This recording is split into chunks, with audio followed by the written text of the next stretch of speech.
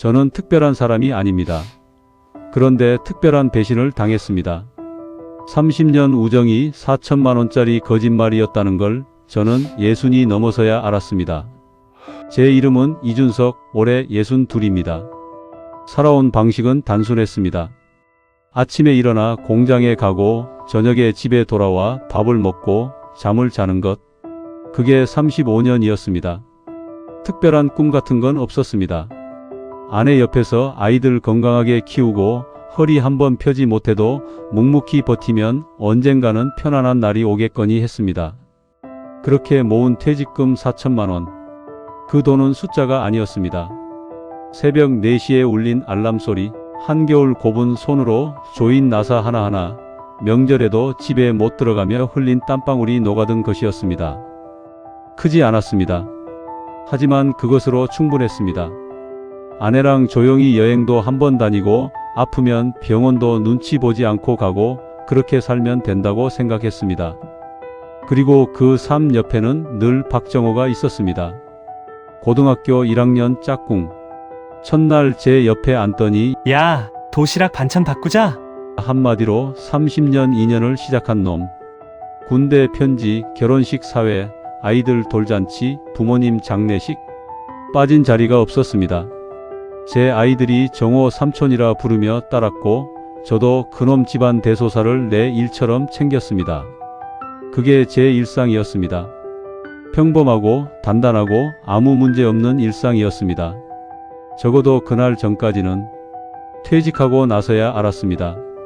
35년을 채웠던 새벽 알람 소리가 사라지면 사람은 생각보다 훨씬 쉽게 흔들린다는 걸. 퇴직하던 날 저는 그놈한테 먼저 전화했습니다. 정호야, 나 오늘 마지막 출근이다. 그놈은 그래, 수고했다. 이제 우리 편하게 살자.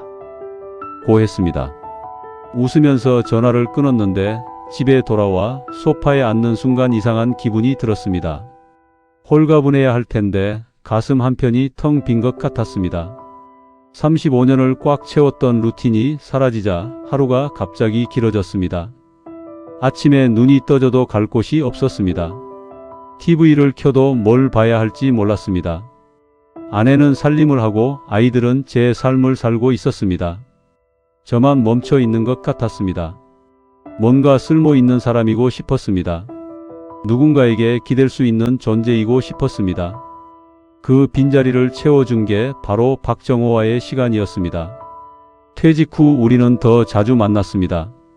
동네 뒷산을 같이 오르고 오래된 단골 식당에서 쿡밥을 먹고 소주를 기울이며 옛날 얘기를 했습니다. 그 시간이 좋았습니다. 내가 아직 누군가에게 필요한 사람이라는 기분이 들었습니다. 지금 생각하면 그 허전함이 그놈에게는 가장 좋은 먹잇감이었습니다. 외롭고 한가한 사람, 퇴직금 통장을 가진 사람. 저는 그놈에게 딱 맞는 표적이었습니다. 그날 밤 초인종 소리가 울렸을 때 저는 아무 생각이 없었습니다. 그냥 친구가 왔구나 했습니다. 그게 제 인생을 바꿔놓을 소리였다는 걸 그때는 몰랐습니다. 3년 전 늦가을 저녁 8시. 초인종이 울렸습니다. 문을 열었더니 그놈이 소주 한 병 들고 서 있었습니다. 어깨가 축 처져 있었고 얼굴에 핏기가 없었습니다. 평소엔 말도 많고 웃음도 해퍼서 먼저 농담을 던지던 놈인데 그날은 그냥 말없이 들어왔습니다. 심상치 않다는 건 느꼈지만 별일 있겠나 싶었습니다. 오래된 친구가 힘든 날 찾아오는 거야 늘 있는 일이었으니까. 안방 테이블에 마주 앉아 소주를 2잔 비웠을 때였습니다. 그놈이 잔을 내려놓더니 저를 똑바로 봤습니다. 준석아, 나 부탁 하나만 들어줄 수 있냐? 30년 동안 들어온 목소리인데 그날은 달랐습니다. 무게가 있었습니다. 사업이 지금 급하게 돌아가는데 은행 대출 보증이 딱 1명이 부족하다. 너밖에 없어. 그 순간 속으로 뭔가 꺼림칙한 게 스쳤습니다. 그런데 그놈 눈에 눈물이 맺혔습니다. 30년 동안 딱 2번 봤던 그 눈물. 보증이 얼마야? 제가 먼저 물었습니다. 4천. 심장이 쿵 내려앉았습니다. 그게 제 퇴직금 전부라는 걸 그놈도 알고 있었습니다. 잠시 침묵이 흘렀습니다. 그놈이 말했습니다. 준서가 딱 6달이다. 너한테 피해 한 푼도 안 가게 할게. 목숨 걸고 지킬게. 아내에게 말하지 않았습니다. 그날 밤 통장을 꺼내 인감 도장을 챙겼습니다. 그리고 스스로에게 말했습니다. 정호는 다르다. 짝꿍이었던 놈이야. 다음 날 아침 그놈과 나란히 은행에 앉아 도장을 찍었습니다. 은행 문을 나서며 그놈이 제 어깨를 두드렸습니다. 준서가 고맙다. 진짜 너밖에 없어. 그게 마지막이었습니다. 그 손길이 마지막인 줄은 그때는 정말 몰랐습니다. 모르는 번호로 전화가 왔습니다. 받는데 3초가 걸렸습니다. 그 3초가 제 인생을 완전히 둘로 나눠버렸습니다.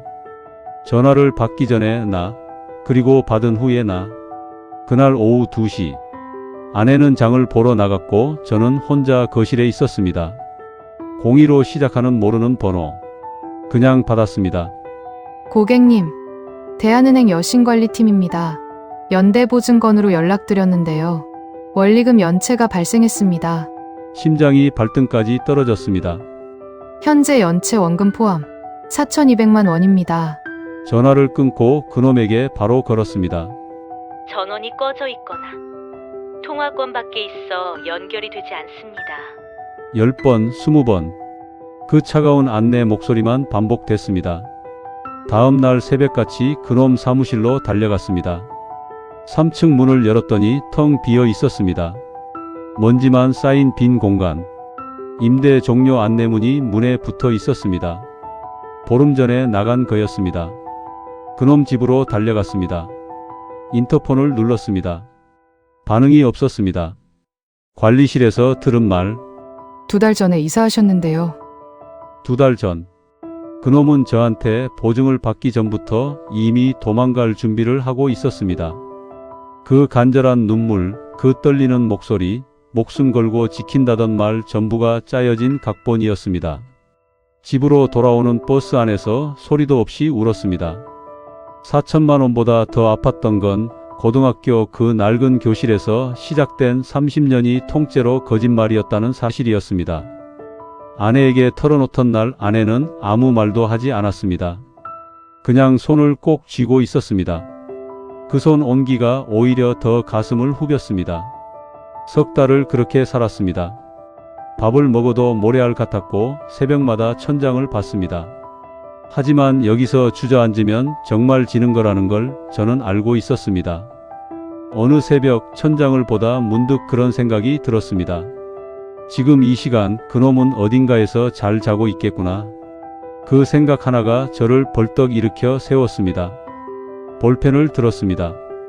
기억나는 것들을 전부 적었습니다.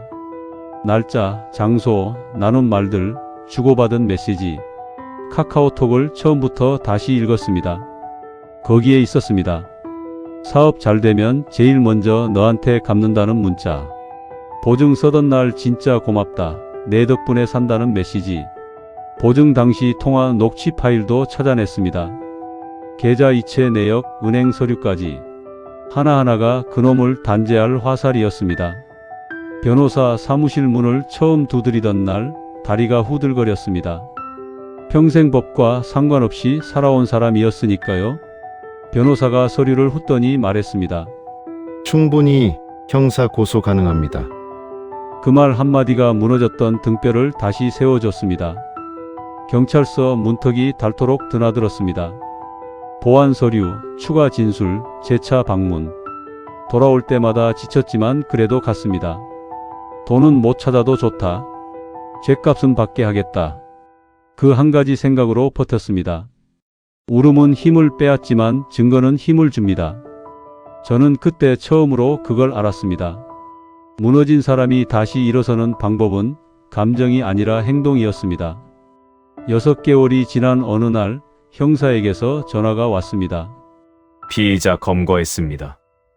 전화를 끊고 나서 저는 한참 동안 아무것도 할 수가 없었습니다. 그놈이 붙잡혔습니다. 수사 과정에서 드러난 사실은 더 충격이었습니다. 저 하나가 아니었습니다. 오래된 친구들, 직장 동료들, 고향 선후배들, 그놈은 오랜 인연과 신뢰를 먹고 사는 사기꾼이었습니다. 상습범이었습니다. 피해자가 8명이었습니다. 재판날 법정에 들어서며 마음을 단단히 먹었습니다. 수갑을 차고 고개를 숙인 그놈을 마주했습니다. 고등학교 1학년 짝꿍 자리에서 도시락 반찬 바꾸자던 그 녀석이 지금 법정에서 수갑을 차고 있었습니다. 그놈은 저를 보지 않았습니다. 아니, 보지 못했겠죠. 판결이 내려졌습니다. 징역 3년. 그놈이 끌려나갈 때 저는 자리에서 일어서지 않았습니다. 그냥 가만히 앉아서 봤습니다. 분하지 않았습니다. 통쾌하지도 않았습니다. 그냥 비로소 숨을 크게 들이쉴 수 있었습니다. 오랫동안 가슴을 짓누르던 돌덩이가 내려간 것 같았습니다. 돈 4천만 원은 끝내 다 돌려받지 못했습니다. 그게 이 싸움의 대가였습니다. 하지만 후회는 없었습니다. 주저앉지 않고 싸웠다는 것, 그 자존심만큼은 아무도 빼앗아 가지 못했으니까요. 그리고 저는 그날 법정에서 깨달았습니다. 진짜 복수는 상대를 무너뜨리는 게 아니라 내가 끝까지 서 있는 것이라는 걸. 재판이 끝나고 집으로 돌아오는 길, 하늘이 유난히 파랬습니다. 그 하늘을 올려다보며 저는 오랜만에 깊게 숨을 들이쉬었습니다. 살아있다는 게 이런 거구나 싶었습니다. 집에 돌아오니 아내가 밥상을 차려놓고 있었습니다. 된장찌개 냄새가 났습니다. 아무 말 없이 마주 앉아 밥을 먹었습니다. 그냥 그게 좋았습니다. 오래 잃어버렸던 평범한 저녁이 돌아온 것 같았습니다. 일상은 조금 달라졌습니다. 예전보다 말수가 줄었습니다. 사람을 대할 때 좀 더 천천히 보게 됐습니다. 오래됐다는 이유만으로 무조건 믿는 일은 하지 않게 됐습니다. 그게 나쁜 변화는 아니었습니다. 다만 조금 쓸쓸한 변화였습니다. 가끔 그놈 생각이 납니다. 미운 감정이 아닙니다.